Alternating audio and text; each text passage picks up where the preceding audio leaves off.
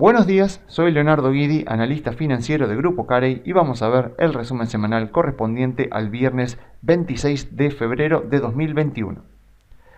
Bueno, tuvimos una semana bastante interesante y movida en Wall Street, donde vemos que podemos decir que aumentó la volatilidad, ya podemos confirmar bastante bien que aumentó la volatilidad, ya que vemos el martes este día donde se ve que arrancó con una fuerte baja y a lo largo del día se fue recomponiendo. El miércoles incluso hubo una suba interesante que podía haber hecho presuponer que esta toma de ganancias había terminado, pero el jueves vimos una baja de más del 2% en el Standard & Poor's, claramente mostrando que esto todavía no terminó. Y el viernes también vemos una baja mucho más pequeña, pero vemos también las espigas de la vela que estuvo incluso bastante positivo durante el día y terminó a la baja, con lo cual también vemos volatilidad. O sea, podemos confirmar que la volatilidad está aumentando y esa es una de las características que tienen las correcciones de mercado, aunque lo cierto es que si yo mido la baja, todavía yo no puedo decir que esto es una corrección de mercado. Si miro acá, por ejemplo, estaríamos hablando de un más o menos un 3,8% de baja, más o menos un poco más. Pero bueno, la verdad es que todavía es demasiado poco para que esto sea considerado una corrección de mercado. Por supuesto que si miro el Nasdaq, voy a ver una baja de más del 7%, pero lo cierto es que este tipo de análisis de mediciones de correcciones y de mercado bajista, donde por una cuestión histórica se considera que más de un 20% de baja es mercado bajista, mientras que menos de un 20% de baja todavía se considera corrección de mercado. Este tipo de análisis se aplican, o mejor dicho, se deberían aplicar a índices que estén muy diversificados. El Nasdaq es un índice que está demasiado sesgado hacia sectores como el tecnológico y el sector de comunicaciones. Por lo tanto, si yo quiero hacer este tipo de análisis, para analizar correcciones, para ver mercados bajistas, sí o sí tengo que hacerlo en algún índice que esté mucho más diversificado. En este caso, por ejemplo, el Standard & Poor's. Así que por ahora en el Standard & Poor's esto sigue siendo una toma de ganancias, podría llegar a transformarse en alguna corrección menor. Ya saben que las correcciones de mercado en promedio son de un 10% y bueno, antes de un 10% es más bien una toma de ganancia o más bien responde a este típico movimiento que tienen los mercados financieros en forma de serrucho, que en realidad matemáticamente se llama movimiento browniano. Así que, pero el hecho de que ya haya aumentado la volatilidad nos da una idea de que esto podría continuar y eventualmente transformarse en una corrección un poco más grande. Acá también le tracé las líneas que podrían ser del canal alcista que está desarrollando el Standard & Poor's. Técnicamente, o sea, si yo me pongo muy ortodoxo con el análisis técnico, debería decir que acá se produjo la ruptura del canal, con lo cual debería haber quedado invalidado, porque vemos una ruptura bajista fuerte y varios días donde cotiza abajo para después volver a meterse. Así que en teoría debería haber quedado invalidado el canal alcista, pero veo acá que el 1 de febrero después lo vuelve a respetar. Así que bueno, decidí dejarlo en primer lugar porque no molesta, no hace ningún mal tener las líneas puestas en el gráfico. Y por otro lado porque el análisis técnico se nutre mucho de la profecía autocumplida. Entonces tenemos que tener en cuenta que entre los actores del mercado también hay analistas, hay miles de analistas técnicos y además, y esto es muy importante, hay muchos algoritmos que utilizan indicadores técnicos para hacer trading.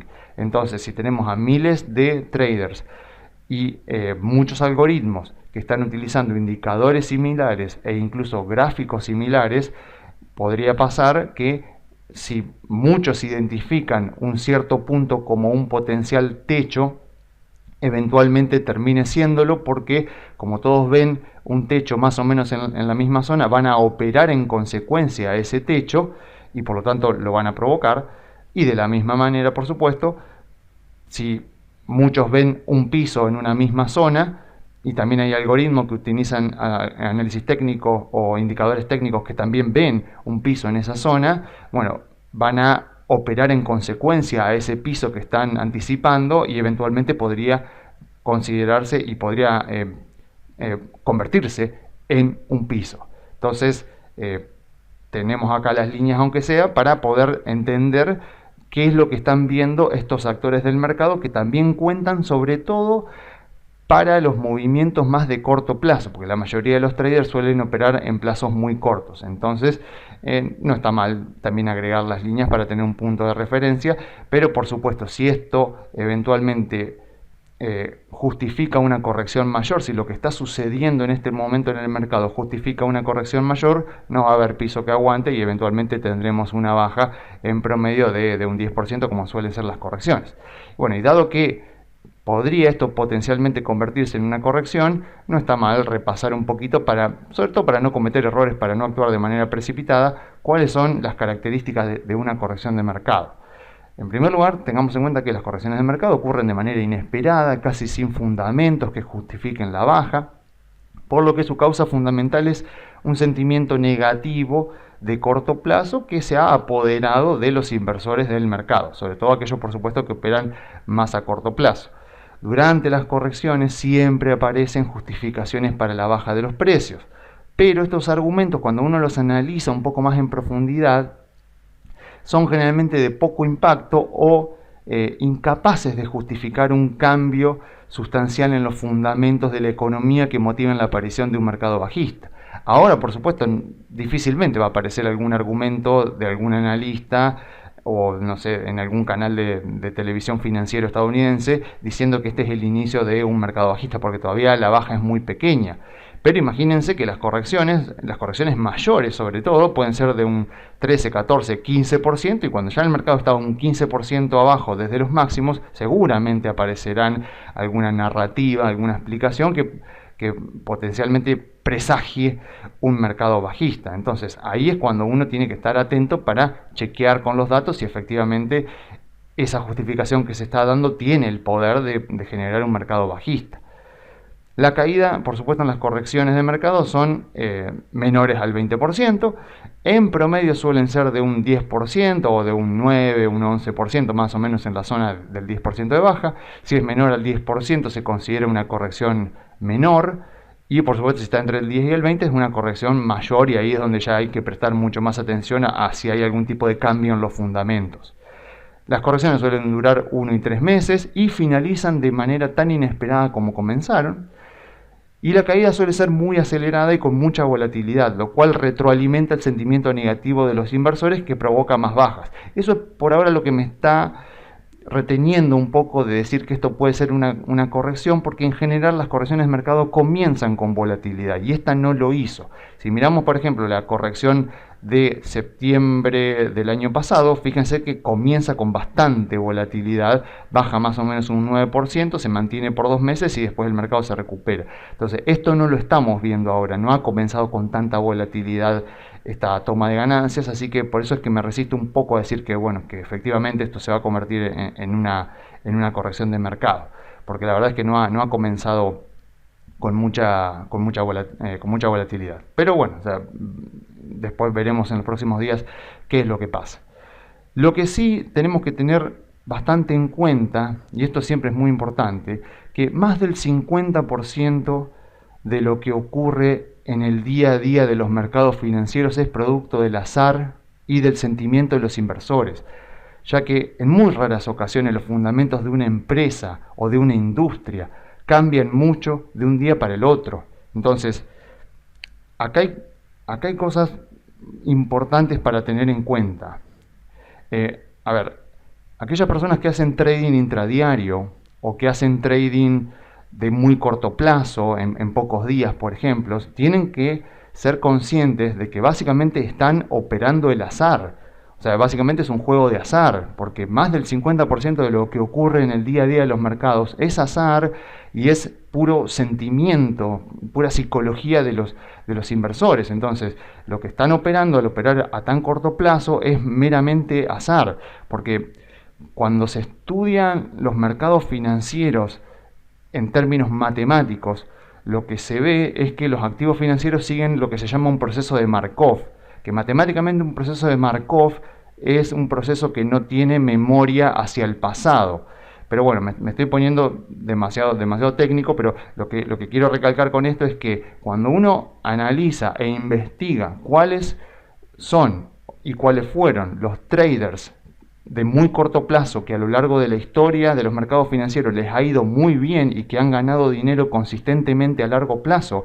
Se encuentra, por ejemplo, que el mejor de todos es Jane Simons, como ya lo dije en informes anteriores, y en las entrevistas que ha dado Jane Simons, que por supuesto él es muy críptico y se niega por supuesto a decir qué es lo que hacen sus algoritmos, entre los datos que ha dado son que sus algoritmos están basados principalmente en teoría de la probabilidad y en cadenas de Markov, porque bueno, justamente el mercado se mueve como si fuera un proceso de Markov. Entonces es algo muy complejo y que justamente está compuesto en gran medida, cuando uno lo ve muy a corto plazo, de azar.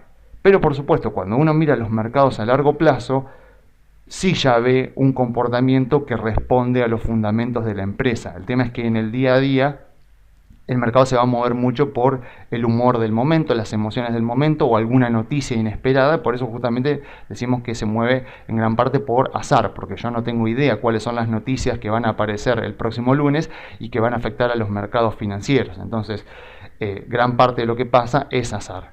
Y bueno, ¿y qué es lo que pasa con esto? Que nuestro cerebro no es bueno lidiando con el azar y con la incertidumbre. Así que los inversores van a estar constantemente buscando una explicación o una narrativa que llene el vacío que queda cuando no hay una explicación, no hay una clara explicación de un movimiento del mercado.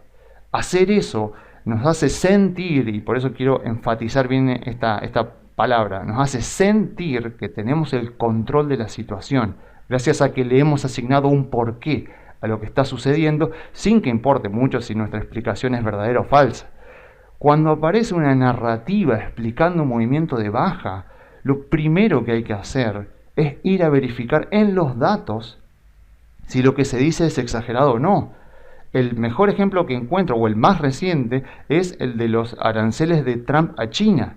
Si miramos, si repasamos lo que pasó en 2019, fue uno de los mejores años en la historia de los mercados financieros. El Standard & Poor's subió 31,5% si tenemos en cuenta los dividendos. Y por supuesto que durante ese año hubo tomas de ganancia y hubo correcciones de mercado que creo que hubo como 3 o 4 y en ninguno de los casos se llegó al 10% de baja. En general se llegó al 6, 7, 8%. Y todas esas correcciones estuvieron ligadas a aranceles que le ponía Trump a China y que por supuesto China respondía en consecuencia poniendo aranceles a Estados Unidos. Entonces lo que se decía en ese momento era que, que la toma de ganancias, o sea que se venían bajas en los mercados porque Estados Unidos y China son las dos principales economías del mundo y estaban en una guerra comercial y que eventualmente esa guerra comercial iba a generar que viniera una recesión en ambos países producto de todos los aranceles que se estaban poniendo. Entonces esa era la narrativa que justificaba y que explicaba los movimientos de baja. Ahora, cuando uno iba a los datos, veía que el PBI mundial en ese momento era de 80 trillions, o sea, sería 80 billones en español, y que los aranceles de Trump a China llegaban a ser 250.000 millones de dólares. O sea, estamos hablando de un mundo que tenía 80 billones de dólares de PBI y que durante ese año estaba pronosticado para que crezca más o menos un 3%, un poquito menos del 3%, que cuando uno lo calculaba eran 3 billones de dólares. O sea, al PBI mundial en 2019, según los pronósticos, se iban a agregar 3 billones de dólares. Y los aranceles que Trump ponía a China llegaban más o menos a 250.000 millones de dólares o un poquito más. Entonces, cuando uno analizaba la escala de esos números, veía que los aranceles de Trump a China y los que China le ponía a Estados Unidos eran una gota de agua en el océano. O sea, eran muy pequeños. Cuando uno lo ponía en escala, era demasiado pequeño para llevar al mundo a una recesión y por supuesto a Estados Unidos y a China a una recesión. Entonces lo que veía era que la narrativa que intentaba explicar por qué estaban bajando los mercados en 2019 no se correspondía con la realidad, con lo que estaba pasando. Entonces, cuando uno entendía eso, sabía que eventualmente, como decía el cuadro anterior, la corrección iba a terminar en 1 o en 3 meses cuando el sentimiento inversor negativo se calmara un poco, y bueno, que por lo tanto era una oportunidad de compra. Así que eso es algo que siempre tenemos que tener en cuenta, porque cada vez que el mercado empieza una toma de ganancias, o sobre todo que empieza una corrección, y ya vieron que las correcciones pueden empezar violentamente con bajas bastante fuertes y con mucha volatilidad, van a aparecer analistas o en canales de televisión de Estados Unidos o en alguna página web explicando qué es lo que está pasando y qué es lo que puede pasar. Entonces lo primero que tenemos que hacer ahí es analizar e ir a chequear con la realidad. Entonces, ¿qué está pasando en este momento? O sea, estamos teniendo ya unas 2 semanas de bajas. ¿Qué está pasando? ¿Cómo se está explicando en los medios, en redes sociales, la baja que están teniendo los mercados? Bueno, lo que se está diciendo es que la baja que se produce en los mercados es porque están subiendo las tasas de interés. O sea, no están subiendo las tasas de interés de la Fed, de los fondos federales de la Fed, porque la Fed ya Powell anunció de que como mínimo la va a mantener en cero durante todo este año y posiblemente el año que viene también. Pero sí están subiendo las tasas de los bonos del tesoro, sobre todo los bonos del tesoro más largos, el bono a 5 años, el bono a 10 años. Entonces se dice que, bueno, que esa suba de la tasa repercute negativamente en las valuaciones de las empresas y que, bueno, por esa razón están bajando los mercados. Bueno, ahí, primero que nada, bueno, para explicar un poquito esto, vamos al libro de Damodaran, donde él pone esta fórmula para calcular el valor de una empresa. Él en su libro dice que, bueno, el valor de una empresa es el descuento de flujo de fondos durante un número X de periodos. En general son 10 periodos los que toma Damodaran. Algunas personas toman 5, pero en general se toman 10. Y a eso se le suma un valor terminal que ajusta también por el crecimiento de la economía a largo plazo. O sea, lo que se dice es, bueno, la empresa le vamos a calcular un flujo de fondos, un cash flow para el accionista, un free cash flow durante los próximos 10 años, y después vamos a calcular el cash flow que tendría la empresa en un momento ya de mucha más madurez, en un estado mucho más estable, y a eso lo vamos a ajustar por el crecimiento que estimamos que va a tener la economía en el largo plazo, que al tratarse de países desarrollados en general se utiliza un 2%, un 2,5%. Entonces, ¿qué es lo que pasa? Para traer a valor presente esos cash flows, lo que se hace es descontarlo por lo que sería el costo promedio ponderado del capital, que es este KC que vemos acá. Este KC se compone a su vez de el costo de la deuda y la rentabilidad exigida por el accionista a las acciones de la empresa.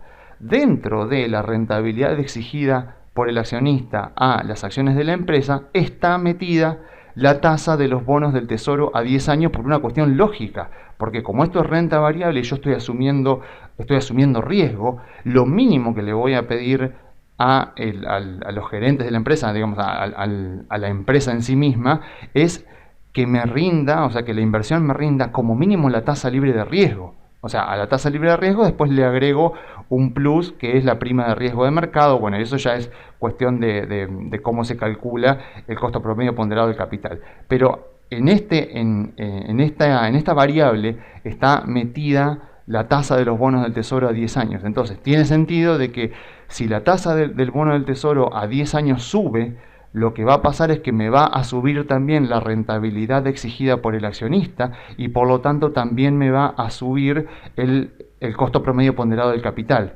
Y obviamente si el denominador sube, lo que pasa es que la división baja. Entonces cuando sube esto, y obviamente acá también lo tenemos, cuando esto también sube, lo que pasa es que en general toda la ecuación baja de valor. Entonces, si sube la tasa del bono del tesoro a 10 años, me sube el costo promedio ponderado del capital y me penaliza los cash flows que tengo en el numerador. Entonces, eventualmente, me cambia el valor potencial que tiene la empresa. Y acá, por supuesto, hay que tener en cuenta que el valor de una empresa es siempre subjetivo. O sea, el valor que tiene una empresa es siempre y en última instancia una opinión del analista que está realizando la evaluación. O sea, no existe el valor de la empresa. Existe el valor que cada analista que analice la empresa le vaya a dar. Porque lo que van a poner acá arriba, lo que van a poner en los cash flows que están acá depende, por supuesto, del análisis y de las proyecciones que haga cada analista en particular.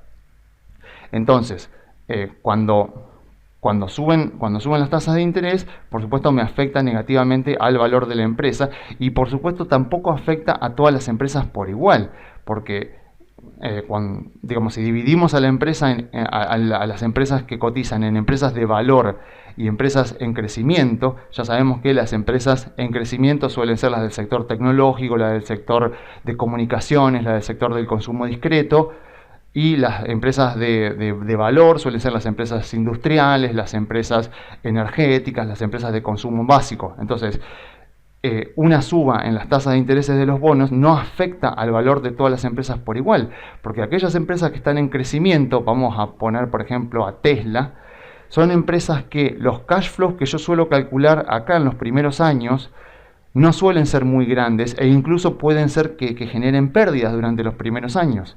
Entonces, cuando yo hago la evaluación de una empresa como Tesla, que es una empresa que está reinvirtiendo todo lo que genera y además se está endeudando y posiblemente emita acciones, lo que voy a ver es que el cash flow que le queda al accionista de Tesla, una vez que Tesla paga todos sus costos y reinvierte, puede que incluso sea negativo durante varios años, pero eventualmente, por supuesto, la empresa va a poder ser rentable y le va a dar al accionista una rentabilidad, porque si no, por supuesto, va a quebrar. Entonces, en general, lo que pasa cuando yo evalúo una empresa que está en crecimiento es que el principal cash flow que tiene la empresa es es el valor terminal. O sea, durante los primeros 5 años tal vez la empresa tiene un cash flow muy pequeño y después empieza a crecer un poco y recién en el valor terminal yo le asigno un cash flow que creo que va a tener la empresa en un estado mucho más estable.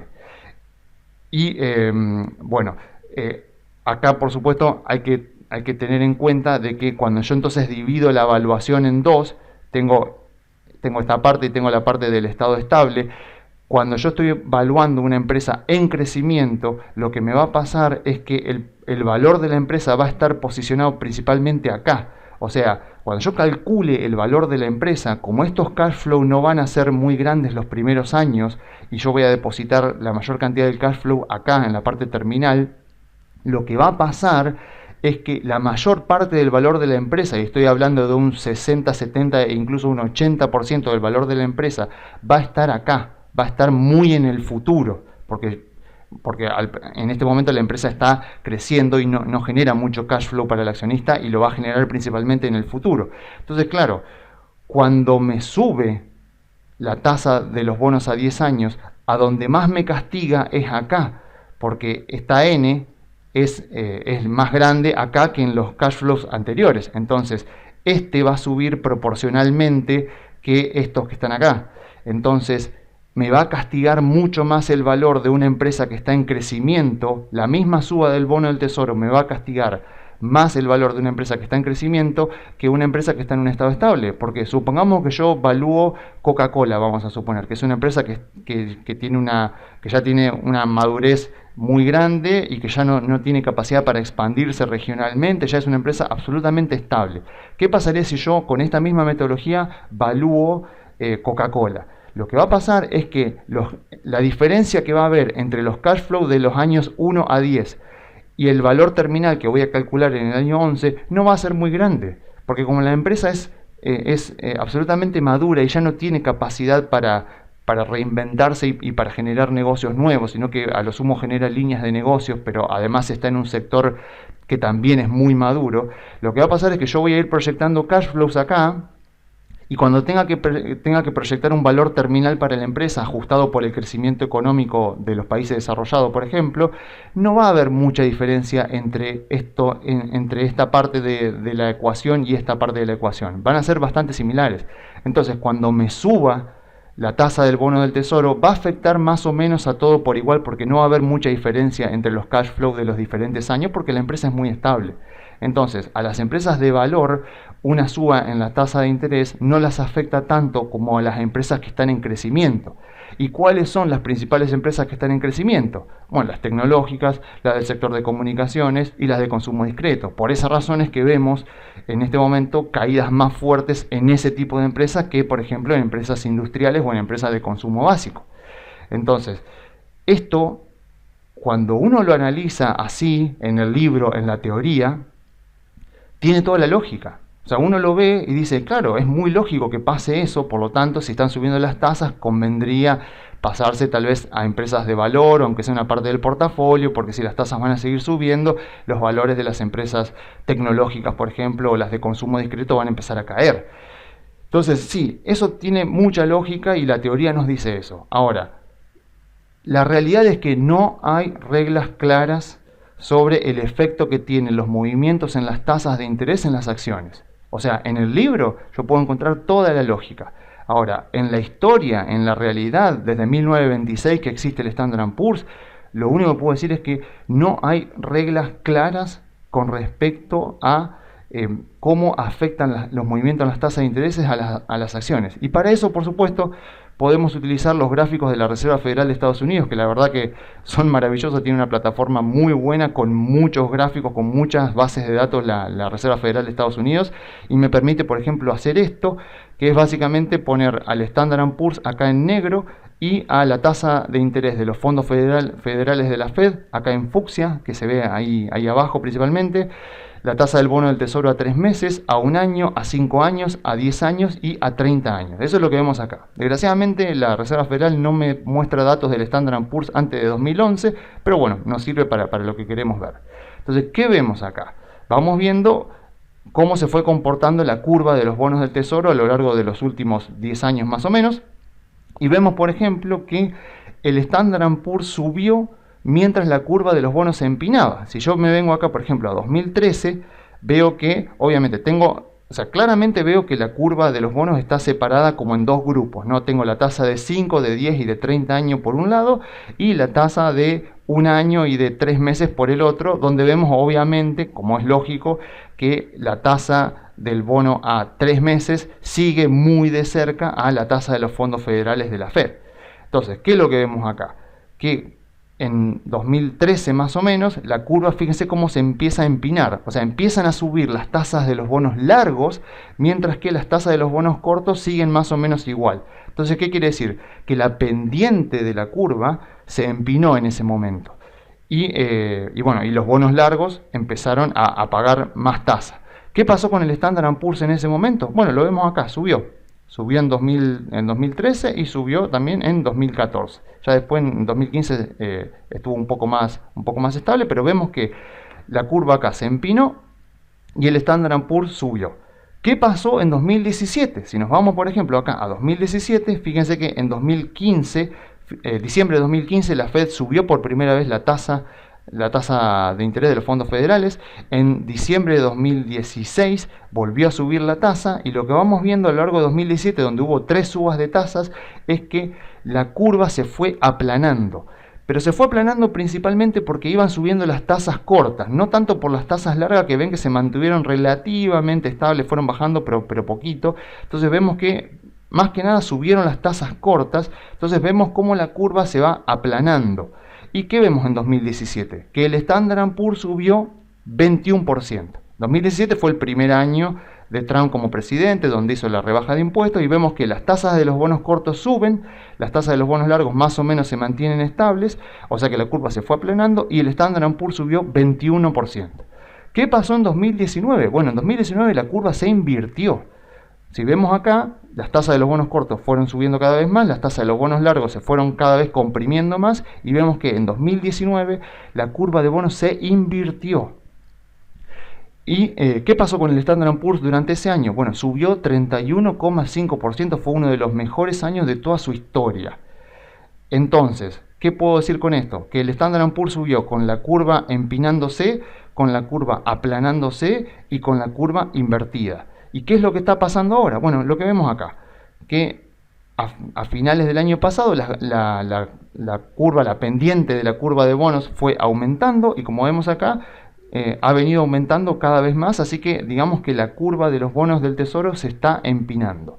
Vemos acá que ya ha pasado y el Standard & Poor's subió, así que no tenemos razón para creer que vaya a pasar algo diferente. Aparte porque, como vemos también en el gráfico, las tasas de interés en este momento son inusualmente bajas. O sea que incluso aunque subieran, están en niveles mucho más bajos que otros años como hemos visto acá.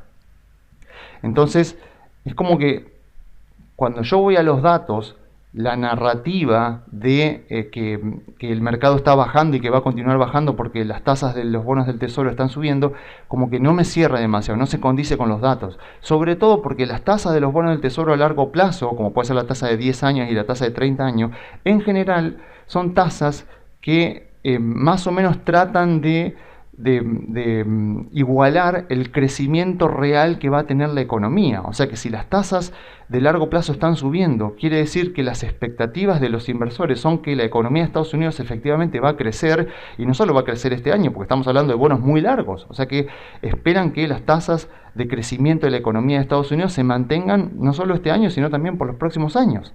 Entonces, yo me encuentro en esta situación con que en 2019 la narrativa era que las acciones iban a caer porque la curva de tasas se había invertido. Pero ahora me dicen que las acciones se van a caer porque la curva se está empinando. Entonces, como que hay demasiada contradicción. Entonces, digo, bueno, vamos a los datos más duros para ver efectivamente qué pasó en la historia del Standard & Poor's cuando las tasas subieron. Y para eso tengo este gráfico. El Standard & Poor's existe de 1926. Así que en este gráfico está resumida toda la historia del Standard & Poor's en los momentos en los que hubo periodos de suba de tasas de interés. Lo que vemos acá es muy claro, o sea, sobre todo acá en el resumen final. Vemos todo, incluso está agregado hasta febrero de 2021, aunque por supuesto esto es parcial porque no sabemos si las tasas van a seguir subiendo o no, pero lo que vemos es que los rendimientos totales, o sea, incluidos los dividendos del Standard & Poor's, cuando la tasa de los bonos del tesoro ha subido, y acá tenemos toda la información al respecto, vemos que en promedio, durante los periodos de suba de tasa de los bonos a 10 años, el Standard & Poor's en total, o sea, contando dividendos, subió más o menos 14%, y la media fue de un 15,5%. O sea, conclusión, no hay evidencia histórica de que la suba de las tasas de los bonos del tesoro haga caer los precios de las acciones.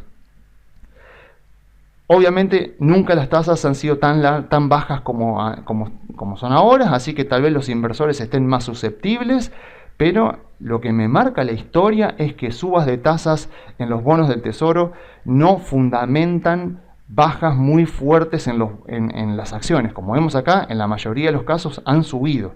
Así que no tengo razones para asustarme por lo que está pasando, no tengo razones para salirme del mercado, sino que tengo que obviamente que mirar, observar, y si la corrección llega a un 10%, tal vez empezar a comprar, y por supuesto si se prolonga más tendríamos que empezar a buscar algún tipo de explicación para ver si efectivamente vendrá un mercado bajista, pero por ahora no hay ninguna razón para creer que esto vaya a prolongarse más, o sea, más que una típica corrección de mercado.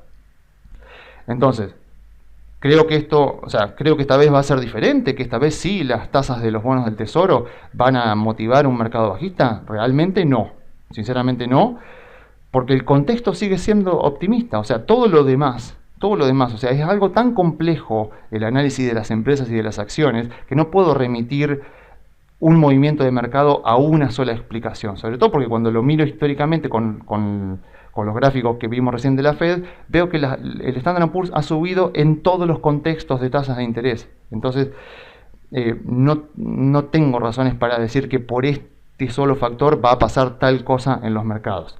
Además, porque en este contexto el mercado sigue siendo optimista, pero no hay euforia, y eso es algo muy, muy, muy importante. ¿Cuáles son las señales de euforia a las que yo tengo que estar muy atento? Bueno, lo que vemos acá, aumenta la demanda y aumenta la oferta. O sea, se desestiman malos balances, sale una empresa con un mal balance y se lo desestima, que no importa, que más adelante la empresa va a obtener ganancias, que dentro de 5 años, 10 años la empresa va a obtener ganancias. O sea, las acciones en general miran 24 meses a futuro como mucho, y en las explicaciones suelen decir que no, bueno, pero que dentro de 5 años va a pasar tal cosa. Bueno, cuando pasan ese tipo de cosas ya vemos señales de euforia. No es lo que estamos viendo en este momento, claramente no. O sea, han salido balances buenos de varias empresas y los han tomado a mal. Han salido balances dentro de todo, dentro de lo esperado, y el mercado los ha tomado a mal. Eso no está pasando ahora.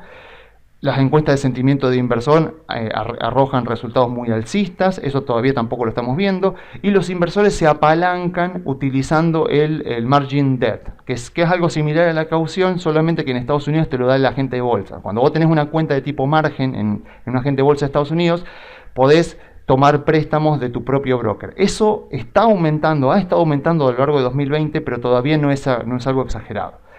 Entonces, aumenta la demanda de los inversores por acciones, pero también aumenta la oferta, porque vemos un mayor número de IPO, sobre todo de empresas de mala calidad. Por ahora las ha habido, sobre todo con las SPACs, pero no es algo generalizado.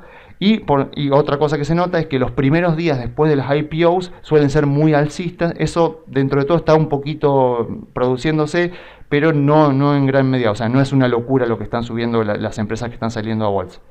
Después, más empresas emiten nuevas acciones ampliando capital. Esto es algo fundamental, fundamental. Una gran señal de que estamos en euforia es que una cantidad importante de empresas empiezan a emitir acciones en el mercado, empiezan a ampliar capital, a diluir el capital de los accionistas para, por ejemplo, hacer fusiones y adquisiciones. Si yo empiezo a ver que en Wall Street muchas de las empresas más importantes empiezan a emitir nuevas acciones y sobre todo que lo hacen para comprar otras empresas, ahí sí es una gran señal de alerta. Y después, bueno, aparecen o se popularizan algunos instrumentos sofisticados o exóticos. Acá podríamos decir que son las SPACs, pero las SPACs, la verdad que existen desde hace mucho, pero sí se están popularizando. Ahí podría llegar a haber algún tipo de señal de alerta, pero por ahora volvemos a lo mismo, es algo marginal. Y bueno, la cobertura mediática, por supuesto, también empieza a reflejar el sentimiento. Abundan artículos de expertos recomendando cuál es la mejor acción, cuál es la cartera que tenés que tener durante este año. Se desestima, por supuesto, a los analistas que son todo el tiempo bajistas, cuando en realidad en otros momentos se los suele tener mucho en consideración. Ahora la verdad es que eso no está pasando. A los bajistas se les presta tiempo en la televisión y se les permite expresarse, no se los desestima para nada.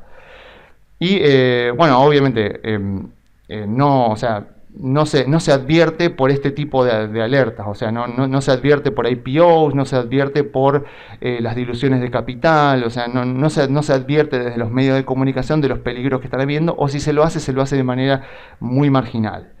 En este caso, por ejemplo, las criptomonedas y la industria de los autos eléctricos parecen estar un poco despegados de la realidad. En los 90, por ejemplo, se buscaba, cuando salió una empresa a bolsa, se buscaba cuál era la nueva Dell o la nueva Microsoft. Hoy se busca cuál es la nueva Tesla, por ejemplo.